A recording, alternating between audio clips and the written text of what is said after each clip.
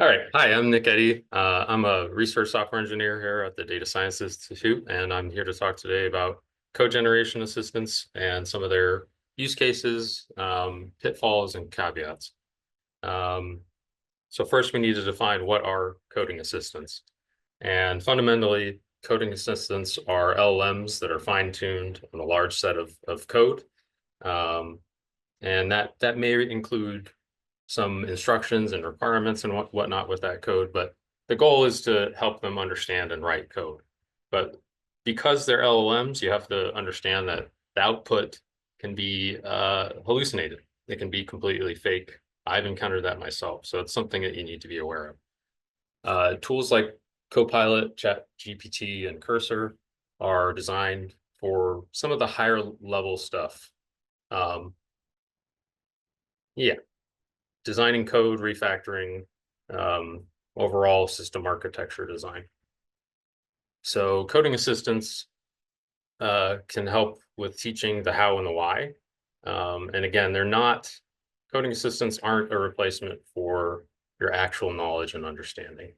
Again, a lot of the output, if you were to blindly trust it, can be insecure. There can be a variety of problems. And it's definitely not a replacement for your critical thinking skills. There's a number of free coding assistants out there. I would recommend GitHub Copilot. But yeah, there are a ton of them out there. You can use stuff like Olama, running local models. So let's do a quick little demo of some Copilot. And you'll notice here with Copilot, they even tell you that, hey, this is generative AI. You need to check for mistakes. So let's just do a quick little student demo. Maybe some student wants to make a Python command line app to get the weather. So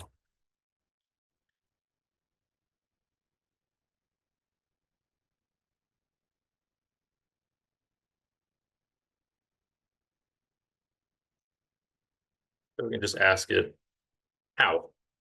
Oh, did it not actually do that? I don't know what it just did. Okay.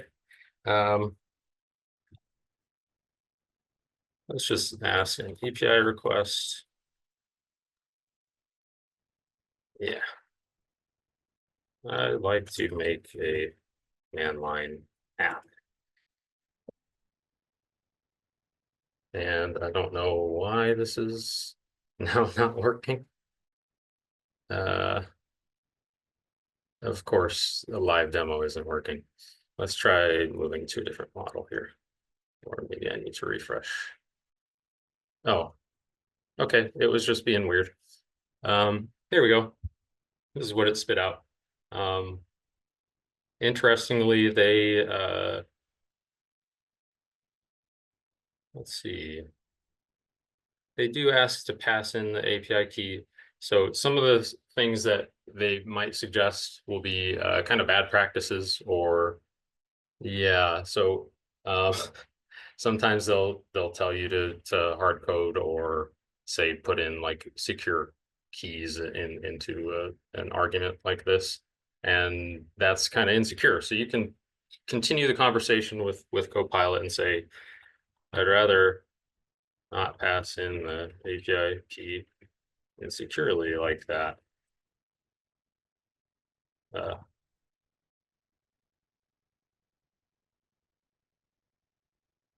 and let's see what it says back. It even agrees with me. So sometimes, again, the models, just based on the fact that they're trained on a lot of code that may not be the best code on earth, that's why you definitely have to understand what it's actually spitting out. And it can't be just some blind trusting of the models. And so, yeah, that's basically what we just did. Is how do I make API requests? The more detail you give the model, basically doing requirements gathering, the better the response from the model is. So so the suggestion was correct, but yeah, it did some bad things with hard coding the API key or passing it in incorrectly. So what we can do is further say, can we take this script and host it on the web?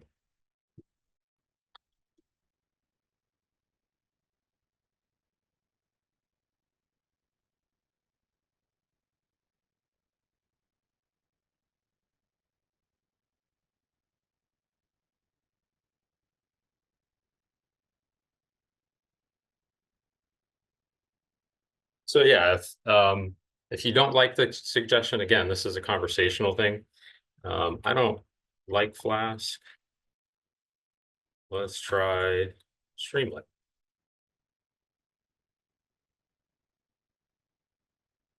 Oh, of course, it's still generating this. But yeah, as you can see, it decorated our app and brought in Flask. Built the routes. This is all correct. And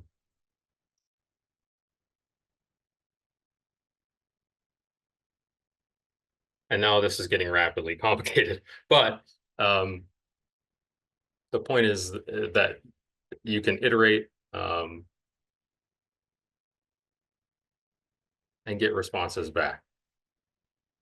And also the point is, again, to be properly analyzing this and reading the code and not directly trusting it.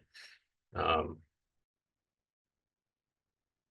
yeah, again, breaking down the complex pieces instead of starting out with, oh, I want to build this, describing this giant thing that you want, break it down into the pieces and build up on those.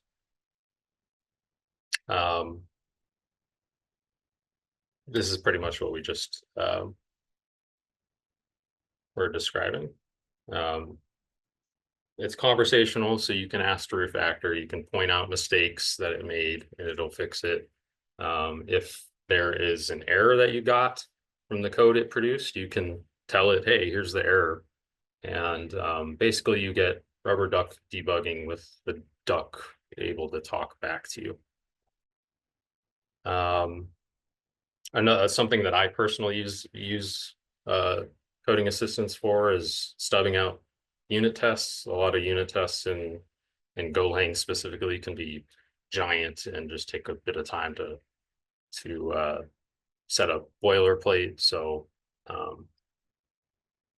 yeah, and they tend to, again, the LLM will spit out a response that's maybe pretty good, but you have to go and read and finish maybe the last 5–10%. And yeah, context is key. Being specific is better than not. If you want it to generate a test for a specific function, tell it that. Be very direct. And then Olama, which is another free sort of locally provided or local way of hosting LLMs. They also provide a ton of models that are good at authoring code. A lot of these are reasoning models, so you get to see some of the sort of the thought process behind what the LLM is doing, which can be kind of cool and give you some insight on how to do things, I guess. And this is really hard to see, but here's some of the output of some of that reasoning model. It will take your problem and really break it down for you. And that can be useful for people learning.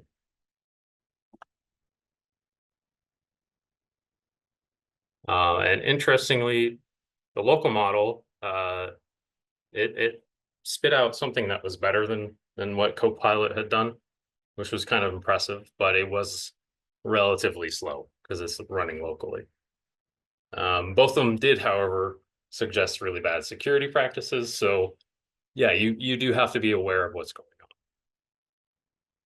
on. Here's just a couple of links to finish up. I highly recommend Simon Willison's article, Using LLMs for Code. Incredibly good. It just came out a couple weeks ago. That's much deeper dive than I can go into in the time allotted, but he's got a ton of good suggestions. So, and I think I'm pretty much done.